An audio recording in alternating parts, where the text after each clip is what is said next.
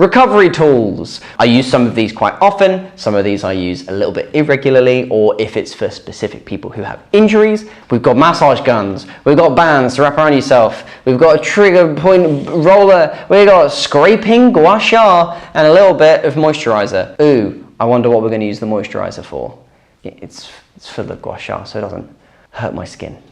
If you really are here mainly for trigger point therapy stuff with the foam roller, we have a whole foam rolling video. But first, we're going to talk about how these tools are going to help us recover faster than if we just waited and obviously do our stretches, obviously lay down in bed and let your body recover. But also these things can help those little bits that are a little bit more achy or have some DOMs. Come along with me to where we get to this next beautiful room.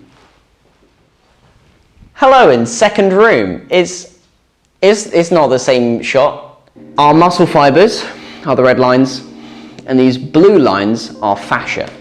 Now, fascia is a material that interweaves around all of our body. It's that IT band, if you're going to poke the side of your leg, that tight fibrous tendon that is holding your glutes to your knee is fascia. It's what tendons are made up of, it's what ligaments are made up of, it's what's wrapping around all of the muscles, in between muscles. And when it's nice and warm and pliable and almost like a nice smooth jelly, it'll help your muscles move. What can happen is that as we slow down or we don't move and we're less active, then there can be more fibers, and they get harder and more solid. And then it gets to a position where it's tougher for your stretching muscles to be able to get long and short because all these slightly harder fibers are holding it there, so then its range of motion is slightly less. We have to keep in mind about trying to help breaking up or at least straightening out this fascia. When we're going to be using some of these tools, it's to help with blood flow, and then some of it is to help the muscle firstly be able to heal itself, but also for the fascia to be able to move around. We have to straighten out the muscle fibers. We have to try and break up the fascia. We have to increase blood flow to help heal all of the area. I hope you've enjoyed this lesson. Well, now that we know about muscles and we're back into that first room, not the same room as before, let's talk about these tools. So first off, again, I'm going to quickly go over foam rollers just because we've done a whole video on them. We're trying to almost treat it like a massage, similar to our massage gun, similar to our beautiful scraper that we're going to talk about in a second. These, we have our bobbles, we have our flat bits to try and get that pressure into our body to be able to help stretch out the muscle. Where this might not stretch as much and will actually more help with blood flow and recovery, this is going to increase your mobility. Next, I want to talk about our massage gun. We've got this nice rounded attachment, which is really good for getting into big muscle areas where you're trying to get a lot of coverage. It is probably the general purpose one. It's the one I use where it's a bit softer. It's not going to be as aggressive, especially if you've got sensitive muscles. How it works, we've got a little button. We hold the button and it goes and then it starts shooting a gun. That looks a little bit risque. We can press the button again and again and again, and it ends up helping with the massage. With vibrations, it's that same thing of breaking up the actual muscle fibers and the fascia that is in our joints and muscles and bones. Why am I saying bones? Bones is not correct. In our muscles. So let's say I've got a really tight forearm because I've been doing lots of pull-ups or grip work. You want to find points where it's sore and achy, and then you press into the muscle. Oh, there, because of my pull-ups and deadlifts. How really hurts. Turn around. Sensory issues with it. Do it on the lower setting. Lower setting.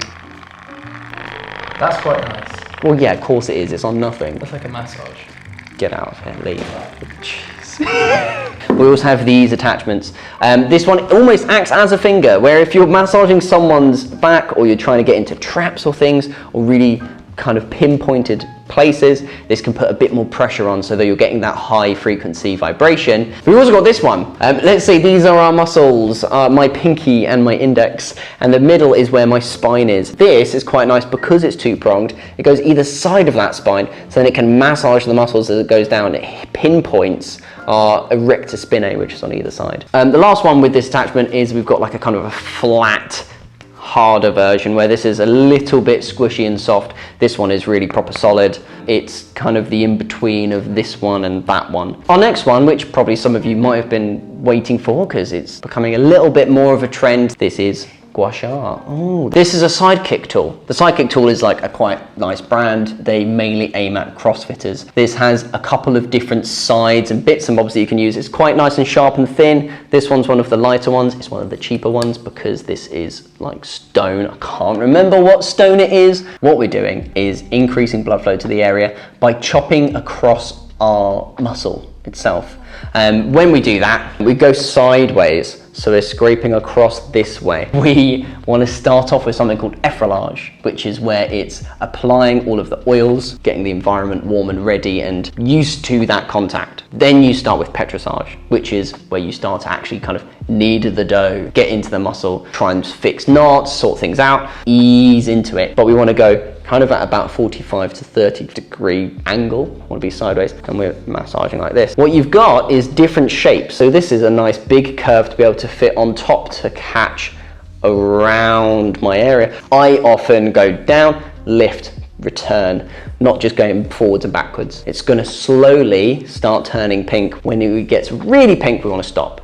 People like going a bit too hard with this. Lots of people are using it for their face as well, so you've got nice small edges. Focusing on face tension is super important. Put a bit of pressure in if you need to. Last thing, nice and quick. I wouldn't use this too often. This is more injury-based stuff for your joints. So we've thought about increasing our blood flow in our muscles, which is great, and this is now coming to where our joints are important. So what we're doing here is we're using compression bands. You have a thing called synovial fluid in your joints, in your knees, in your hips. What we do is we wrap around our knees or our elbows or our shoulders, and then we try and move through certain ranges of motion. So for me, I had quite cracky knees for a long time and I wanted to increase the blood flow to the area. Compression is a really good way to be able to both push out blood and fluid from your joint, and then once you release it, new fresh blood and all those good nutrients rush back into your joint to try and go fill that area up. That's my little impression of red blood cells. I'm wrapping the band around my knee. I'm starting below, and I do a couple of close ones when I'm below my knee, and then I start to make it a slightly wider space